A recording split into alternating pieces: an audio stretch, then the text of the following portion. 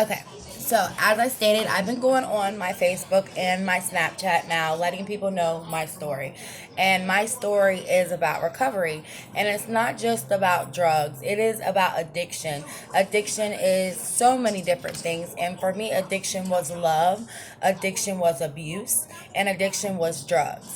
So that's where I'm at today. I am now clean and sober. I have been sober since the 20th of January, and I am hoping to reach out and tell people some of my stories and to tell you what I've been through. It is a long story, so one video is not going to be enough. This is just me introducing myself to the world, and hopefully, people can relate and understand what I've gone through. So, for 2 years, I was fighting drug addiction. And yeah, since I was the age of 15, I had always, I drank and I smoked and I tried pills and I tried cocaine and I tried heroin and I tried ecstasy and I tried meth. I tried a couple different things. However, for 2 years when I turned 28, I decided I was going to try ice. And ice down in the state of North Carolina is meth, and I did not know that. And I got on meth pretty bad, and it really messed up my head, and it messed up everything that I had going for me. It caused me to think crazy things. It caused me to falsely accuse somebody of doing something they never did. It caused me to lose my children, and my children are now in the system, and I am fighting for them. It caused me to lose relationships, loved ones, family, friends, respect, everything. And it caused me to hate myself. I couldn't stand looking at myself. I couldn't stand the person in the mirror. I couldn't stand anything that was going on. For 11 years, I have been a victim of domestic violence. And in those 11 years, I also became um, the aggressor. I became mean to people. I became a bitch, and that's really not who I am. And for 2 years, I allowed people to think that's who I was, and I allowed somebody in my life that was very close to me to think that I was this person because I was lost. And I am not those things. I am not an unfit junkie mother. I am none of those things. At one point, I was those things, and I'm trying now to become better. And I want to reach out and tell you my story because I think that if some people know things like this can happen and they happen all the time, they happen to people like me, I think that I could touch somebody and I could change somebody's life. So that's what I'm here to do. And I want to tell you my story. My story is heartbreaking and it's hard and it's crazy. For 11 years, I've been dealing with domestic violence, and it was heartbreaking to feel like I was never good enough for somebody was heartbreaking. To feel like no matter what I did wasn't enough was heartbreaking. To know that if I said the wrong thing or I looked the wrong way or I did something or I wore something or somebody wrote me, I was gonna get beat up, Like that really bothered me. Like to seriously not know when was enough or when I was good enough or am I going to even make it today? Am I going to survive this fight if it gets so physical? And that's what I went through. So, with my kid's first dad, I spent 8.5 years with this man and I love this man. I love this man so much. If he would have asked me to jump, I would have said how high. I did every and anything he wanted me to do, but it was never good enough. And for some people, they don't know how to love. And I'm not going to sit and badmouth this individual. He actually passed away. I'm not going to do that. I am going to say love is blind, and that was not love. And I had to suck it up and take back the courage. And I had to tell this person, I forgive you.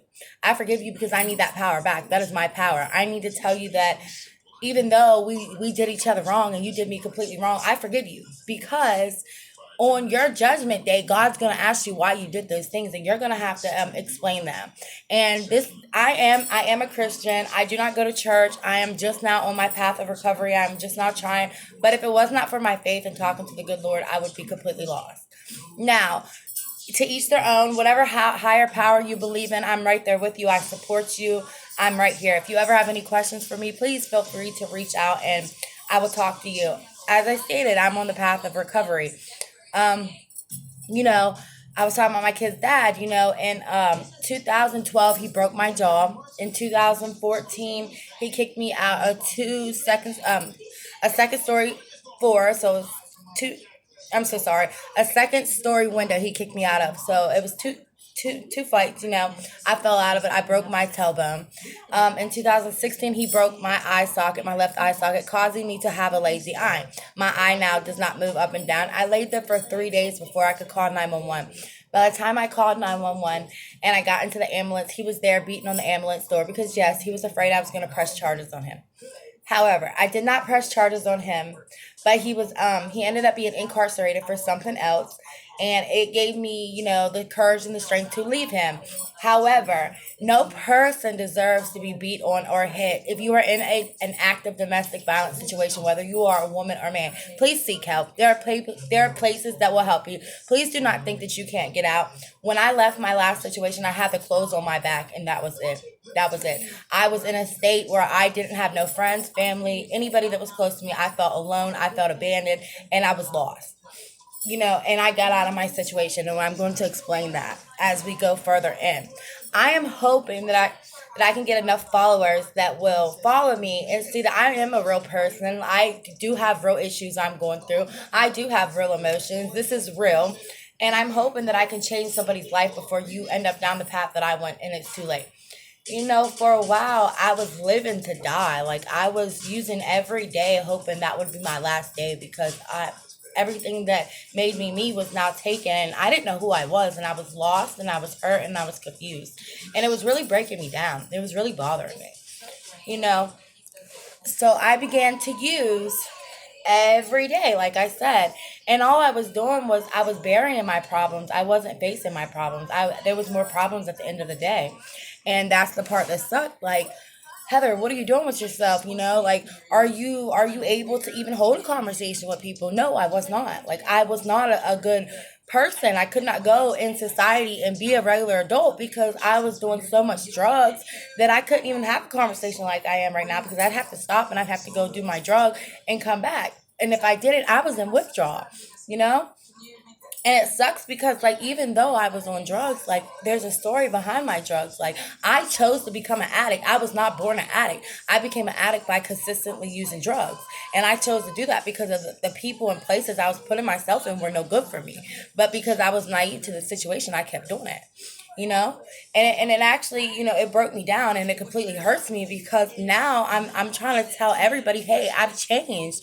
But because I was the little boy who cried wolf for so long, nobody believes me. But the best part about this is if you're willing to stand by me and watch my change, then I am willing to take you on this journey with me because I want to prove to everybody I'm not the little boy crying wolf, that I really do want this help, that this does mean something to me, and that I will have my children back. I will stay clean. I will get the things out of life that I want. I am a very smart, beautiful, intelligent woman, and I am important and I matter.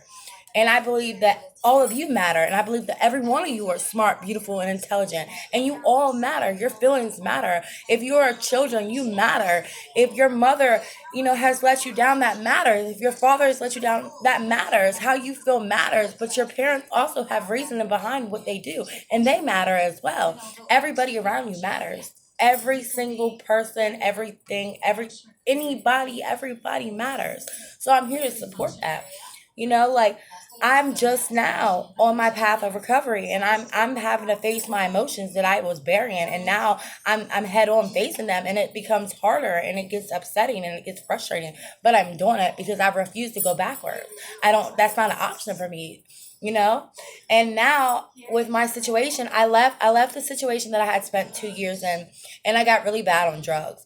And I refused to go backwards because it got so bad that I was locked in a barn. I was locked in a shed for the last year of my life. I had to ask when to go to the bathroom, when I could do certain things, when I could shower. So it got to the point where I was not taking care of myself properly. I was bird bathing, but I was not showering properly. I quit wearing makeup. I quit wearing nice clothes. I quit doing things for myself. My skin was completely broken out, and I was so skinny that I could not even look. I couldn't even stand to look at myself in the mirror. I hated it. And as I'm going on my journey of recovery and I'm trying to get sober, I'm trying to tell this individual how I feel and why I don't think that we are good for each other. However, in his defense, when I was using and I was on drugs, he could not stand it, but he did help me with my drugs. He did give me my drugs because he did not want me to go elsewhere. But he had it stuck in his head that I was gonna go trick or go do anything for drugs. That's how he started to treat me. So when he would leave this barn or this shed that he had set up for us, I was not able to leave. I would have to ask permission, and when I did, we would fight and we'd argue, and it would become physical. And I didn't understand, and I didn't get it. But now I kind of get it. But at the same time, what you were doing to me was wrong because that wasn't my character. That wasn't who I was. You were the only person that I was coming to. However, that is done. Now we're here, and I don't feel obligated. I don't feel like I have to give you my money anymore because I'm not contributing to the drug use. I'm not doing the drugs. I don't want part of that. I want a future where I have a house, a nice car, my children. I want things out of life. And if I were to give you my money for the negative things, I'm not going to have the positive things that I want out of life. So I apologize to you. But this is my journey. So either you're going to change with me and you're going to continue to go with me, or I'm sorry, you have to go. And it's heartbreaking and it hurts because I have emotions and I am a human. Like, my heart is breaking, but at the same time, I'm finding joy for life again, and that's amazing. And I want to take people down this road, and I want to tell you that there is change, and there are people that will help you. You know, I was in the state of North Carolina, and I know nobody. I have nobody but this individual. My father and I, we moved down here 2 years ago. We had a plan. He got sick of my BS. He kicked me out. He ended up dying in December due to being sick and with this virus and everything. And I was taking care of him. Excuse me, taking care of him. So my job is on hold right now, being exposed to the virus and being around it. So I do collect unemployment right now, so I do have a little bit of an income. I do have money put back for a place, but I refuse to touch it because when I was using it, I knew that that money would have never went to what I needed it to go to. But I'm running into complications because I'm now paying for a hotel room daily and I'm doing this by myself. I am also supporting my children who are in foster care. If they need something, I'm their mother. I'm going to make sure that they have it. I'm also fighting the state of North Carolina. And I was never found unfit. I never had any charges against me.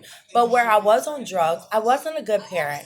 I wasn't a good mother. I didn't want my kids to see that. So I don't regret my kids being in foster care, and I don't regret, excuse me, reaching out for the help that I needed.